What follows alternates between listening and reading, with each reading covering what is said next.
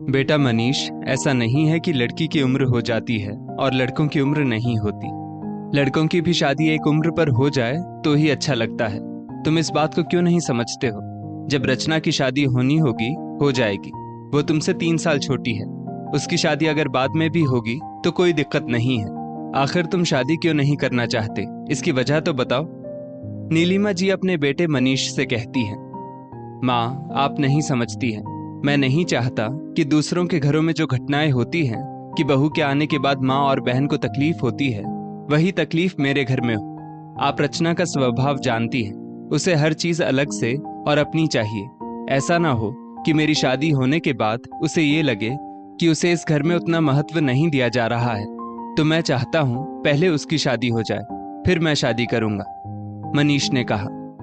तभी मनीष के पिता मनोहर जी बोले, नीलिमा, हमारा बेटा बहुत समझदार है और वैसे भी लड़के कभी बूढ़े नहीं होते हैं। उनके इतना कहते ही मनीष भी हंसने लगा। मनोहर जी बोले, बेटा, अगर अच्छी भावना से इंतजार कर रहे हो तो बहुत अच्छी बात है। ईश्वर से प्रार्थना करूंगा तुम्हें ऐसी पत्नी मिले जो इस घर को अपना समझे और उसे यहाँ इतना प्यार मिले कि वो अपने मायके को भूल जाए। मनोहर जी के इतना कहते ही मनीष मुस्कुराने लगा और वहां से चला गया। मनीष बिल्कुल मुझ पर गया है नीलिमा। नीलिमा जी हंसकर बोली, अच्छा जी, पर मैंने तो आपको कभी शर्माते हुए नहीं देखा। आप पर तो आपकी बेटी गई है जो किसी की नहीं सुनती है। ना जाने ससुराल जाकर क्या करेगी, पर हमने तो उसके लिए इतना अच्छा रिश्ता देखा है। भगवान से प्रार्थना करूंगी कि बस अपने घर में वो रच बस जाए और उसके विदा होने के बाद मैं अपनी बहू लेकर आऊंगी। तभी रचना अपने कमरे से बाहर आई और बोली, अच्छा, तो मुझे घर से भगाने की तैयारी चल रही है। और माँ, मैं अभी घर से गई नहीं हूँ कि आप अपनी बहू के सपने देखने लगी।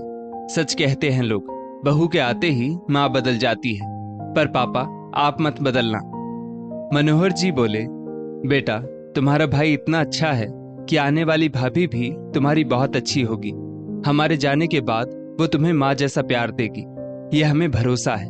बस तुम भी उसे अपनी बहन मानोगी तो भविष्य में कभी दिक्कत नहीं होगी। आप ये सब बातें मुझसे क्यों कह रहे हैं पापा? मनोहर जी बोले, बेटा, लड़की को हमेशा लगता है कि शादी के बाद उसका मायका बदल जाता है, जबकि मायका नहीं, लड़की की सोच बदल जाती है।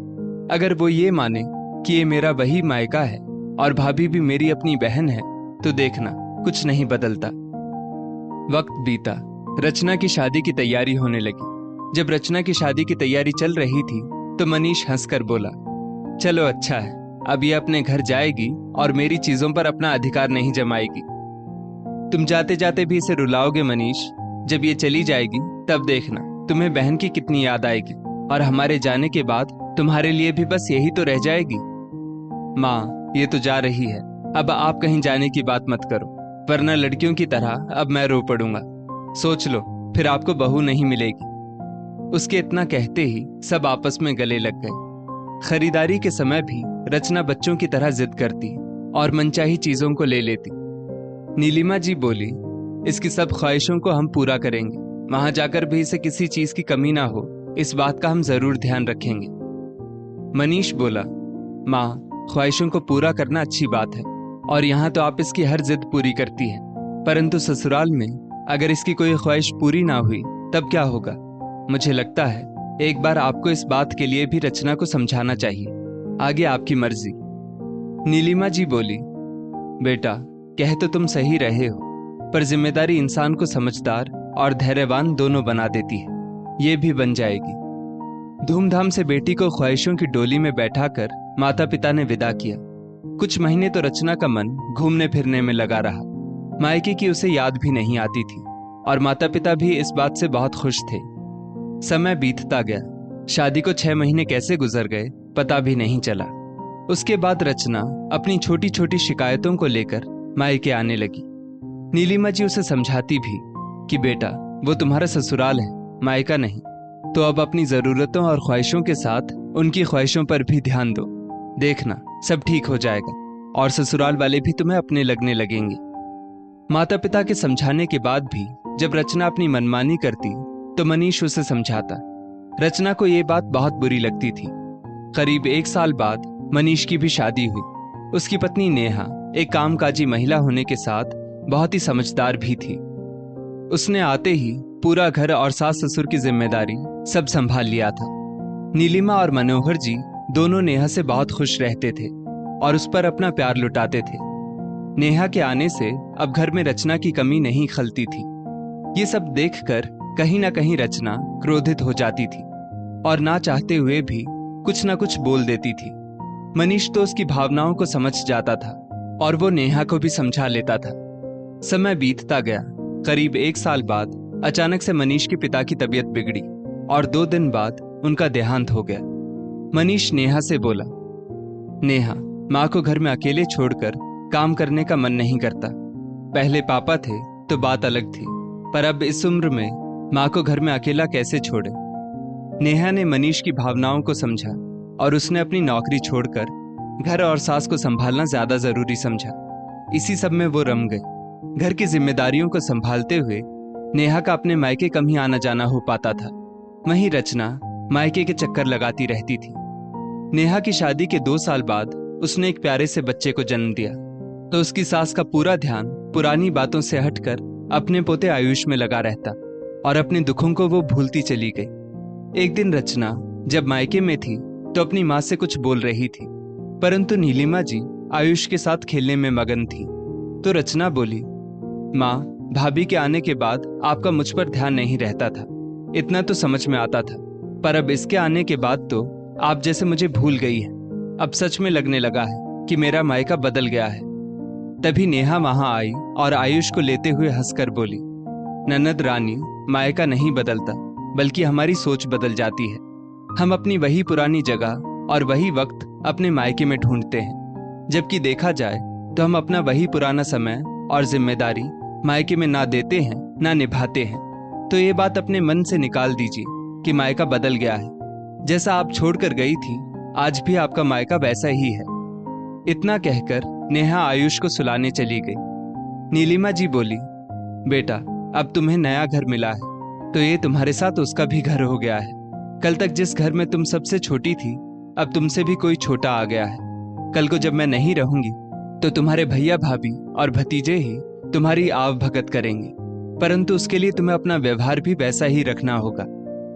बातों बातों में माँ ने ज्ञान की बात उसे समझा दी, जो कई सालों से वो समझ नहीं पा रही थी। रचना को एहसास हुआ कि आज तक वो अपनी बचकानी हरकतों से शायद बहुत लोगों का मन दुखाती रही। अब रचना का मायके आना जाना कम होने लगा था। त्योहारों पर भाभी फोन करके उसे न्योता देती और बड़े प्यार से उसे बुलाती थी। भतीजा 1 साल का हो गया था।